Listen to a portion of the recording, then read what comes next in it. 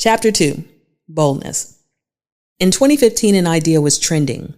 It was everywhere and nowhere in particular, like that famous tipping point idea where monkeys on one side of an island learned to use a tool, and suddenly monkeys on the other side of the island who had never seen the tool or the other group suddenly started using it. The zeitgeist had changed. There was something in the ether. The idea of the damsel in distress was out of vogue. I was raised on fairy tales and romance, always a woman waiting for Prince Charming, Rapunzel stuck in the tower, Sleeping Beauty in a coma, Ariel, who gave up her natural body and her voice, talk about symbolism, for a man. I'd spent 9 years in distress, a damsel, swooning, trudging in the ashes, confident my prince of a husband would rescue me, our marriage, our sex life, our love. His quest was just to the doctor. His dragon, just an unknown ailment. And I was his lady love, the one he'd vowed to love and honor till death do us part. How could this tale go wrong? All my training said he would slay the dragon and return with the Holy Grail. Damsels in distress were always rescued, always. But this was reality, not fantasy. Turns out I had to be my own hero, slay the dragon of life on my own, again, and enter the dating pool on a quest. After 16 dates, I had my Holy Grail, and it was so worth it. I had rescued myself, gone on my crusade through bogs, briars, and the valley of filth, and arrived at Prince Charming's castle. I no longer needed a dating app. It was time to stop receiving inboxes, slews of emails, and enjoy my plunder. But before I deleted my profile, something unexpected happened. I was just about to push the button and got a message. I almost ignored it, but something said, check it out. CM, San Antonio. About 8 years older than me, online now and wanting to talk now. I'd never had a live conversation in the app, and I declined. He countered stating, I know it's late. I know your profile says you only want someone local, but you intrigue me. Give me 5 minutes. If I bore you and don't make you laugh, hang up. Here's my real phone number. Call me anonymously. I was intrigued. I called. We laughed and talked 5 hours and talked every day for 2 years straight. And then we met, but that's a story for another chapter, another year. I'd grown to love my castle. I adored Prince JJ, but all things come to an end. He was leaving, getting transferred, and he, still a prince who put me first, suggested I find a replacement. Part of me was annoyed by the suggestion, maybe even a little hurt. Part of me was hoping the transfer would fall through, that he would be needed in Houston longer. Most of me could not picture replicating anything like this with anyone, ever. I had been alive 45 years and had never experienced this type of dating.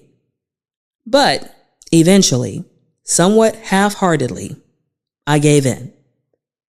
This time around was different.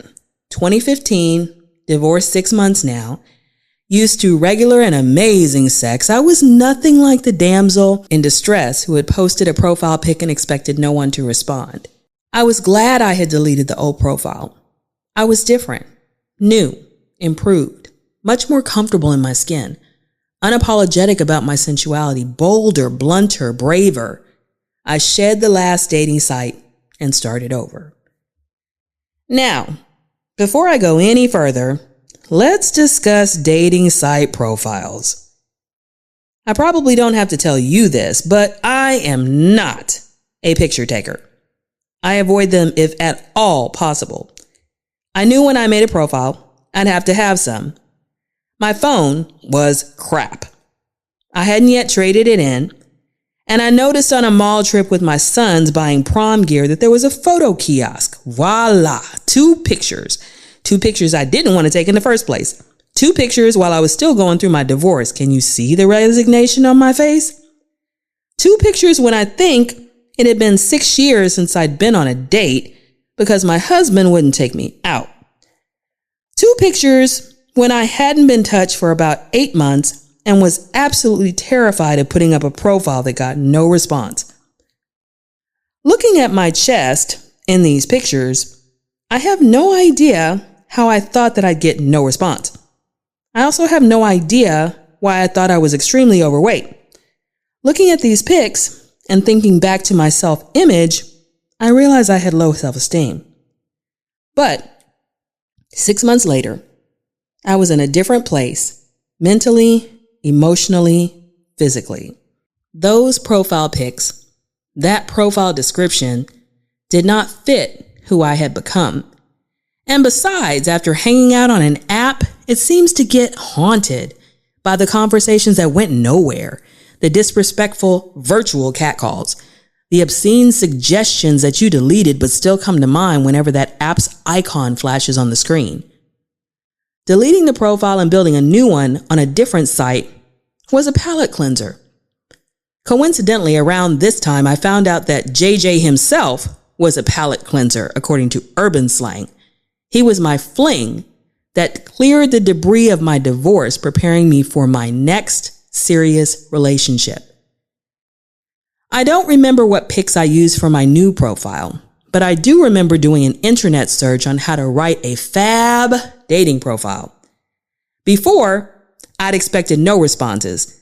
This time, I was ready for a slew, and I wanted my profile to narrow the stream to a small trickle. Below are the guppies this new profile snagged.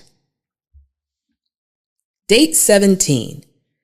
Mr. Metrosexual. All was going well at Denny's till he asked to see my hands and replied, "You have nice nails, but my girl will hook you up, boo. Exfoliate you, do your cuticles."